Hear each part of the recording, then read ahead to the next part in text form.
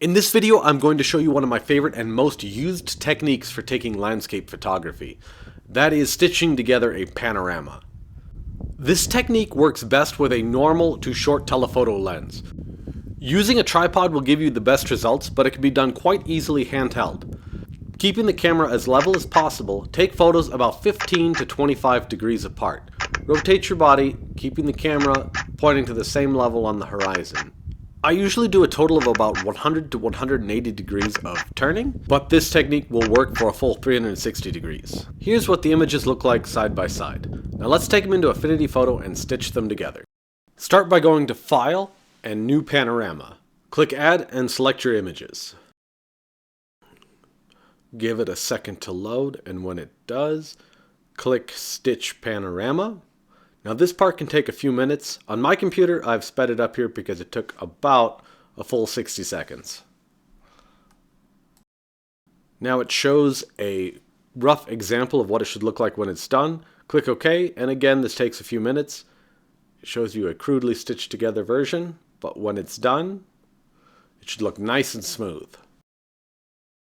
You can see where I didn't quite keep it level at the end there, the transparent edges are showing. I'm going to click crop and then crop to opaque. That will maximize the usable pixel area for this panorama. If I'd kept it more level, I would have had more room to work with. After cropping, that looks quite nice. Now let's go ahead and edit this like we would any other infrared landscape. I'm going to make the foliage a nice orange color. Maybe a little more yellow, and then turn the sky blue to turquoise. A little more blue, maybe a little more turquoise. Nope, I kind of like the deep blue. That looks okay. I want to make some gradient color change in the sky, so I'm going to add another HSL layer. Change the hue of the sky to reddish color. And then put a mask on that layer. Use the gradient tool to just paint the top of the sky.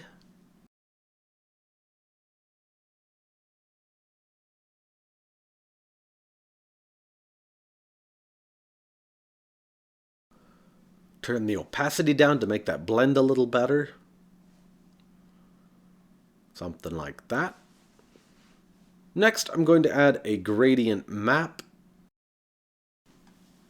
I'm going to use some pastel hues. I think a desaturated blue for the shadows, something kind of dark. Bring those midtones down a bit to cover more of the foreground there. Going to make that a pastel pink color.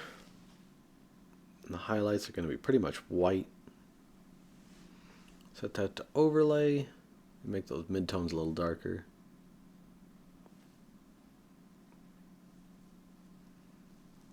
A little more saturation in the highlights. Turn the opacity down. Needs to have a little more contrast and brightness, I think.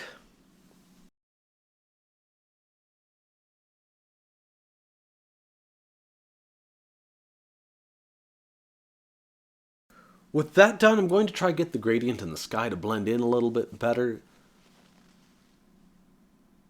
I'm going to erase the part over the cloud so it's not so obvious where it should be white but more deep in the sky. So I'm just going to erase that part of the gradient by painting it black. Actually, I think I'm going to go over it with gray so it has a little bit of the effect showing through to blend better. Finally, I'm going to experiment a bit here by cropping it in. It's a nice wide image, but maybe I should put the right third sort of on top of that wall for a better composition. This puts the big cloud at the top left to lead the eye into the image, and you've got the wall in the bottom right. It looks pretty good like that, but it also looks good uncropped too, so either way. Having stitched all those images together gives you a lot of detail and room to experiment with. I think I'm just going to leave it like that for now.